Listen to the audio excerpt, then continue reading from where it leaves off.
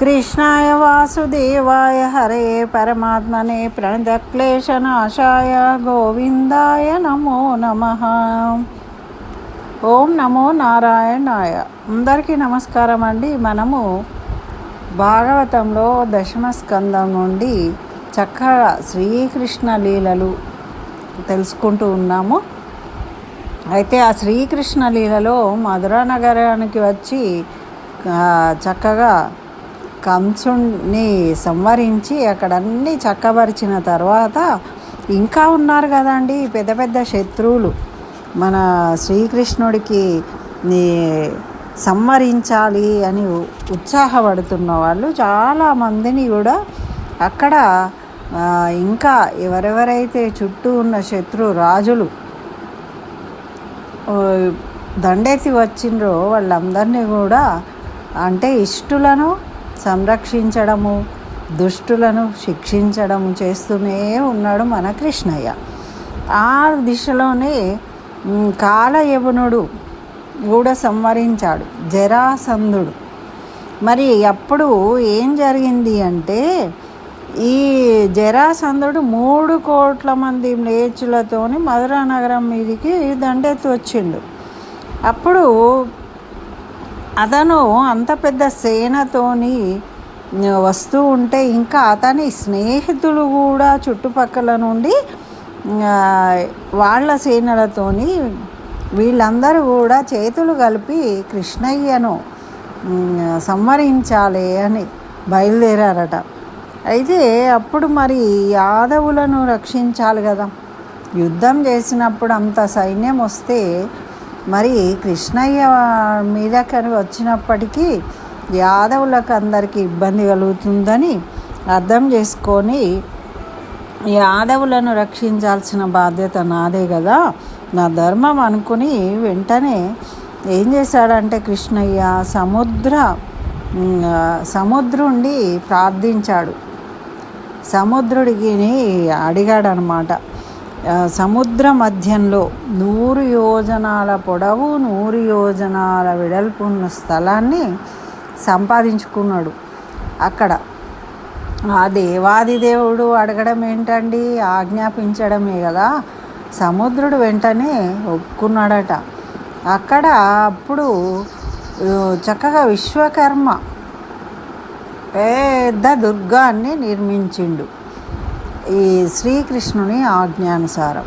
మరి అవి నిర్మించడమే కాదు, మరి సాక్షాత్తు ఆ శ్రీమన్నారాయణుడే కృష్ణ పరమాత్మ కాబట్టి ఆ పురానికి మరి అటువంటి పురం ఎలా ఉండాలి, అలంకారంగా మహేంద్రుడు తన సుధర్మ అనే సభాభవనాన్ని తరలించిండట.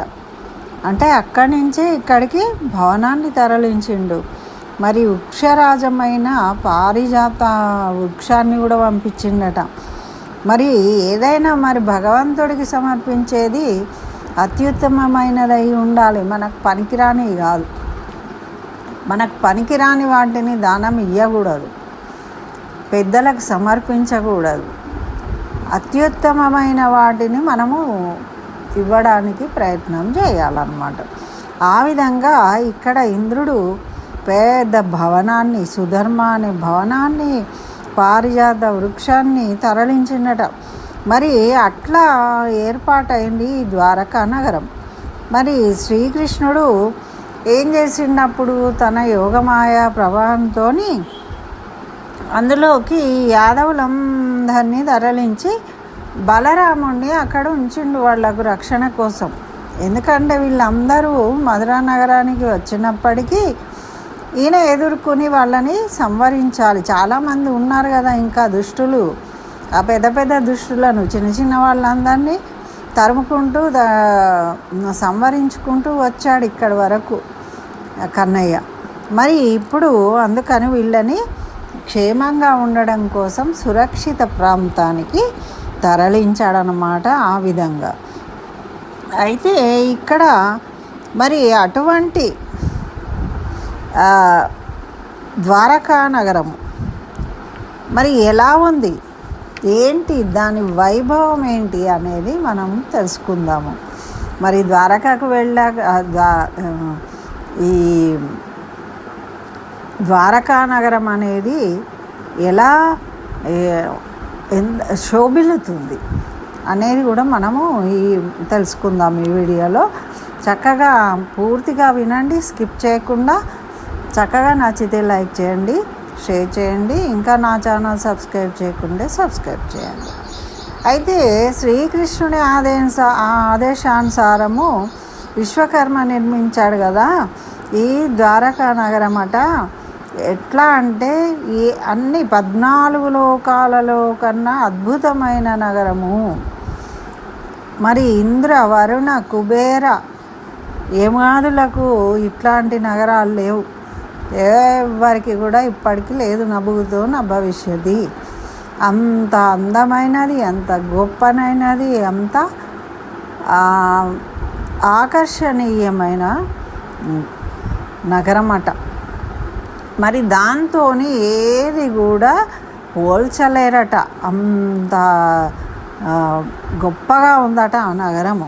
మరి దాన్ని విశ్వకర్మ మరి ఎన్ని రోజుల్లో నిర్మించాడని? మామూలుగా మనం ఇల్లు కట్టుకోవాలంటే కనీసం 6 నెలలు పడుతుంది. కానీ ఆ మొత్తం నగరాన్ని విశ్వకర్మ ఒకే ఒక రాత్రిలో నిర్మించిండట, అంత గొప్ప నగరాన్ని. మరి అది ఎంత ఉంది అంటే ఆ ద్వారకా పట్టణం అట వెడల్పేమో 100 ఆమడలు, చుట్టుకొలత ఏమో 400 ఆమడలట.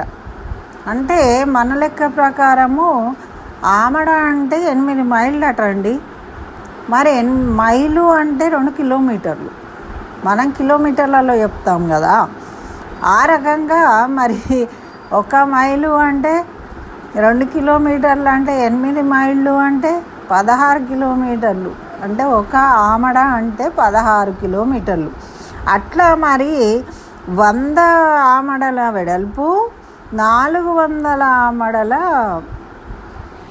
చుట్టుకొలత కలిగి ఉందట. అంటే మనం అసలు ఊహించలేము అన్నమాట ఆ దూరాన్ని. అట్లా అంత పెద్ద నగరాన్ని సముద్రానికి మధ్యలో నిర్మించారు చూడండి. మరి ఆ నగర్ మధ్యలోనట 12 ఆమడల పరిమితి గల ఒక దుర్గాన్ని నిర్మించిందట. మరి ఆ నగరానికి వెలుపల 9 ఆమడల పరిమితి గల ఇంకొక దుర్గం ఉందట. అంటే లోపల ఒకటి, బయట ఒకటి ఉందన్నమాట. మరి ఈ నగరం లోపల ఉండే దుర్గంలో శ్రీకృష్ణుని అంతఃపుర కాంతలకు చెందిన 9 లక్షల గృహాలు ఉన్నాయటండి. అక్కడ గృహాలు, రూములు కాదు, అంటే అన్ని సదుపాయాలతోని అన్నిటికీ కలిపిన రూములతోని ఒక్కొక్క గృహము, అటువంటి గృహము 9 లక్షలు ఉన్నాయట. మరి ఇంకా లీలా సరోవరం అనేది ఉన్నదట. ఇది చాలా పవిత్రమైన సరోవరం అట. ఇది 16,108 తీర్థాలు ఉన్నాయట అక్కడ. అంత గొప్పనైన నగరము. మరి ఈ శ్రీకృష్ణుడి పట్టమహిషులందరూ కూడా ఆ సుందర మందిరాల్లో అక్కడే ఉన్నారట.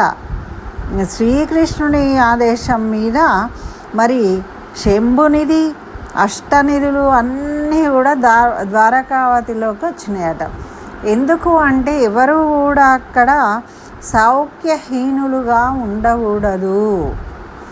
యాదవులు ఎవ్వరూ కూడా కృత వైభవులై ఉండాలి, అంతేగాని సౌఖ్యహీనులుగా ఉండకూడదు. అందుకని అన్ని రకాల అష్టనిధులను తీసుకొచ్చి పెట్టాడట అక్కడ. మరి అక్కడ తీర్థాలలో మరి తీర్థాలట ఎటువంటి అట అండి, అక్కడ జ్ఞాన తీర్థం అని ఉందట. చాలా అంటే జ్ఞానమే ముఖ్యం కదా అండి దేనికైనా. మరి జ్ఞాన తీర్థం అని ఉందట. ఆ తీర్థము అక్కడే పారిజాత వృక్షం కూడా ఉన్నదట. మరి జ్ఞాన తీర్థంలో స్నానం చేసి ఆ పారిజాత వృక్షాన్ని స్పృశిస్తే చాలు, భక్తి, జ్ఞాన, వైరాగ్యాలు అన్నీ కలిగి మనం తరిస్తామట. అంత గొప్పదనమాట. అట్లా చేసిన వాళ్ళు శ్రీకృష్ణుని యొక్క ప్రేమకు పాత్రులవుతారట. అంత గొప్పనైనవి అవి. మరి దీనికి సమీపంలోనే కృష్ణుడు ఆనంద మందిరం అని ఉందట. అంటే కృష్ణయ్య సేదదీరి ఆనందపడుతూ ఉంటాడట అక్కడ. అటువంటి మందిరం ఉన్నదట. దాన్ని చూసిన వారు కృతార్థులు, జీవన్ముక్తులు. కృష్ణయ్య దర్శనమే ఇది. ఇంకా కృష్ణయ్య ఆనంద డోలికల్లో ఉండే మందిరంలో కృష్ణయ్యను దర్శించుడు కాదు, కృష్ణయ్య ఉన్న మందిరాన్ని దర్శించినా కూడా జీవన్ముక్తులైపోతారట. అంత గొప్పదే అది.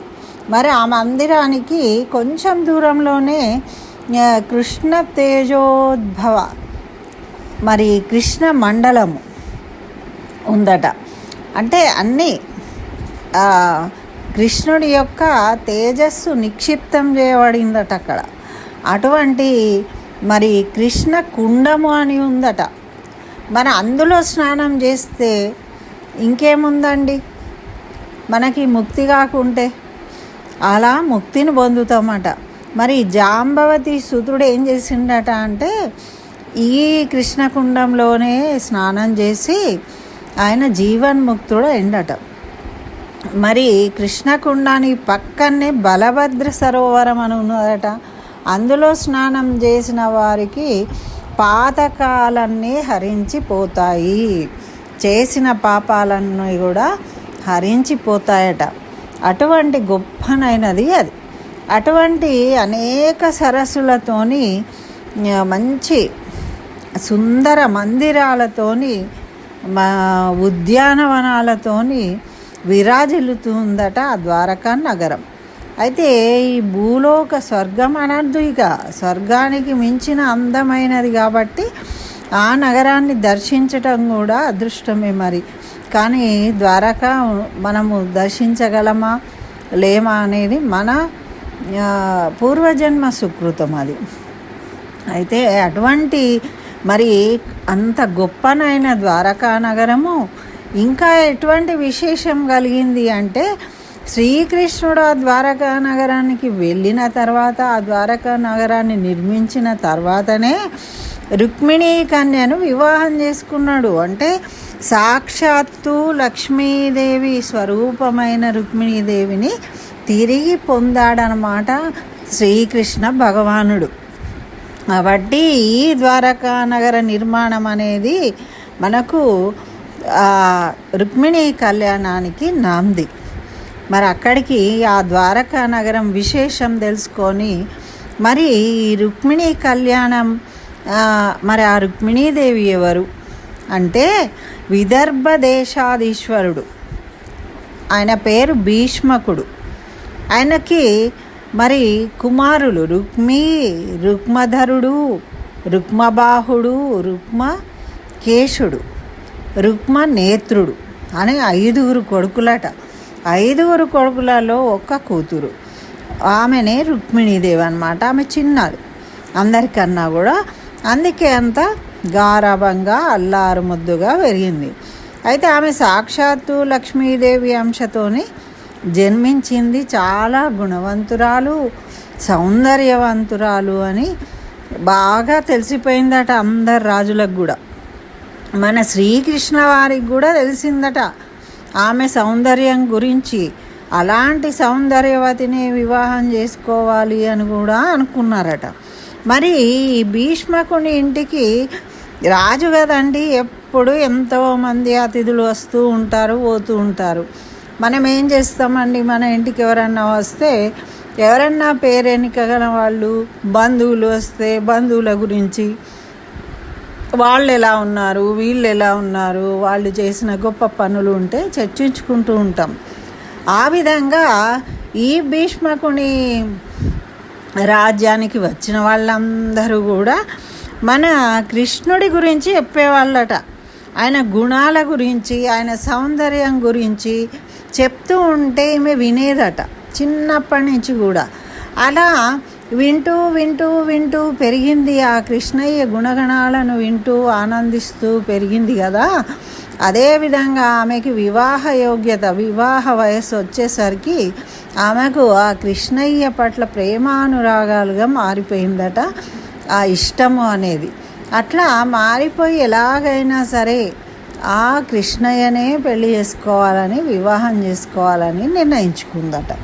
అయితే మరి ఇట్లా ఉన్నది, అక్కడ కృష్ణయ్య కూడా రుక్మిణీదేవి గురించి విన్నాడు, ఇలాంటి సౌందర్యవతిని వివాహం చేసుకోవాలనుకున్నాడు. ఇక్కడ ఈమె కూడా నిర్ణయం చేసుకుంది. కానీ ఉంటారు కదండి మధ్యలో విలన్లు, అదే కథ. అట్లా ఉన్నప్పుడు ఏమైంది అంటే, మరి ఈ భీష్మకుడు ఉన్నాడు కదా, ఆ భీష్మకుడి కొడుకు రుక్మి, ఆయన తన చెల్లెల్ని, తన ఫ్రెండు, ఆయనకి స్నేహితుడు అనమాట, అంటే శ్రీకృష్ణునికి వైరి, కృష్ణుడు అంటే ఇష్టం లేనివాడు శిశుపాలుడు. ఆ శిశుపాలుడు రుక్మికి ఒక ఫ్రెండు కాబట్టి ఈయనకి ఇష్టం లేదు. కాబట్టి కృష్ణుడు అంటే అకారణంగా ఈయన కూడా ఆయన శత్రువులాగా చూస్తాడు, ఎందుకంటే తన స్నేహితుడికి ఇష్టం లేనివాడు కాబట్టి ఈయన కూడా ఆయనను శత్రువుగా భావించేవాడు అనమాట. అట్లా మూర్ఖంగా ఆయన శిశుపాలునికి ఇచ్చి తన స్నేహితుడికి తన చెల్లెల్నిచ్చి వివాహం చేయాలి అని నిర్ణయించుకున్నాడట. అట్లా ఆ అన్నదైన అభిప్రాయం రుక్మిణీదేవి తెలుసుకుంది. వీళ్ళ మాటలు, వాళ్ళు వచ్చే వ్యవహారాలు అన్నీ చూస్తూ ఉంటే అర్థమవుతాయి కదా. అవి అర్థమై ఈమె చాలా విచారపడ్డదట. మరి ఆ కారణంగా ఆమె ఏం చేసింది అంటే, ఒకసారి ఎలా మరి ఇప్పుడు నేను ఈ విషయాన్ని ఆ కృష్ణుడికి తెలియజేయాలి, నువ్వంటే నాకు ఇష్టము అని, ఎలా చేయగలుగుతాను అని ఒక బ్రాహ్మణునికి తన హృదయాన్ని, అప్పుడు బ్రాహ్మలు అనేవాళ్ళు, పురోహితులు అనేవాళ్ళు వెళ్తూ ఉండేవాళ్ళు, మందిరాలకు వెళ్ళి చక్కగా మంచి మాటలు చెప్పడము, పూజాధికాలు నిర్వహించడం ఇవి చేసేవాళ్ళు. అట్లా ఈ రుక్మిణీదేవి ఒక బ్రాహ్మణని పిలిచి ఆయనకి తన హృదయంలో ఉన్న కృష్ణుని పట్ల కలిగిన ప్రేమ గురించి వివరించి, మరి కృష్ణుడిని తన పక్షాన నా కోరికను విన్నవించరావడానికి వెళ్తారా అని ఆయనకి అనేకమైన కానుకలు సమర్పించిందట. అట్లా ద్వారకాపతికి నా సందేశాన్ని అందించండి అని ఆమె అప్పుడు సందేశాన్ని పంపించడానికి నిర్ణయించుకున్నది ఆయన ద్వారా. అట్లా ఈ సందేశాన్ని, అంటే ప్రేమలేఖ, మరి రుక్మిణీదేవి రాసిన ప్రేమలేఖ ఎటువంటిది, మరి అప్పుడు కృష్ణయ్య ఎలా స్పందించాడు అనేది మనము ఇంకో వీడియోలో తెలుసుకుందామండి. ఎందుకంటే మధ్యలో ఆపితే బాగుండదు, అది మొత్తంగా వింటే చాలా ఆనందంగా ఉంటుంది. కాబట్టి ఆ సంఘటన అనేది మనకు ఇంతకుముందు తెలుగు పుస్తకాలలో కూడా ఉండేది, రుక్మిణీ సందేశం అని. చదివిన వాళ్ళు ఉంటే గుర్తొస్తుంది, చక్కగా చాలా ఇంట్రెస్టింగ్ ఉంటుందండి. కాబట్టి తప్పకుండా మళ్ళీ ఆ వీడియో కూడా వినాలి. మరి ఇది పెద్దగా అయిపోతే కూడా మనకి మధ్యలో ఆపి చేయడం బాగుండదు, కాబట్టి ఇంతటితో దీన్ని ముగిద్దాం. స్వస్తి. జై శ్రీమన్నారాయణ. సర్వం శ్రీకృష్ణ చరణారవిందార్పణమస్తు.